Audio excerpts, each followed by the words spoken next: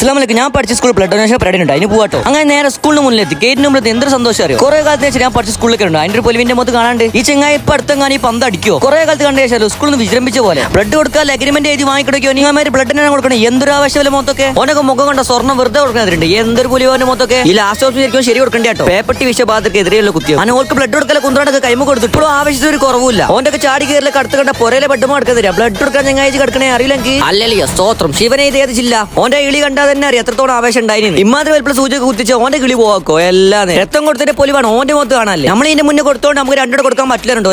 പടച്ചോരോ വല്ലാണ്ട് അങ്ങോട്ട് തളർന്നു പോയിട്ട് ബ്ലഡ് കൊടുത്തതിന്റെ ഭാഗമായിട്ട് ഒളിക്കാൻ വെള്ളം വാങ്ങി കൊടുക്കാറുണ്ടോ. അങ്ങനെ സ്കൂളിൽ അവിമിക്കയുടെ ഷോപ്പിൽ കയറി എല്ലാവർക്കും ചോക്ലേറ്റ് അവിമിക്കട് വാങ്ങി കൊടുത്തു. ചെക്കനൊക്കെ സ്നേഹം നോക്കട്ടെ. ഓനക്ക് വെച്ചാൽ അവിമിക്കോ എനിക്ക് വെച്ച് കിട്ടും. ഇപ്പം ബ്ലഡിനാണ് കൊടുത്തത്. വല്ലാത്തൊരു സ്നേഹ പ്രകടനം. എന്താ സാധനം കിട്ടിയപ്പോ അതിന്റെ മുകളിൽ നട്സ് മാത്രം പൊറുക്കി നോക്കി. എന്താലേ കുറെ കാലത്ത് ഇവിടുന്ന് കുടിച്ചോടാന്ന് ടേസ്റ്റ് കൂടിയ മാത്രം സംശയം. ഇപ്പം കാര്യമായിട്ട് എന്തോ ഒരു ആലോചനയിലാണ്. അവിമി കുടിച്ചിട്ട് വെച്ചാൽ ഐസും വാങ്ങി കൊടുത്തിട്ട് ഓലെ മാത്രം സന്തോഷം നോക്കി നിങ്ങള്. എടാ മോനെ ബ്ലഡ് എടുത്തോണ്ട് നമുക്ക് സർട്ടിഫിക്കറ്റ് കൊടുത്താൽ ചില്ലും കൊണ്ട് വെക്കാൻ ഓൻ പറയണേ. ഇങ്ങനെയൊക്കെ കിട്ടിയെങ്കിൽ അമ്മക്കൊന്നും കൊടുക്കല്ലേ. എന്താലേ അപ്പൊ ഫോളോ ചെയ്യാൻ മറക്കണ്ട. ബാക്കി പിന്നെ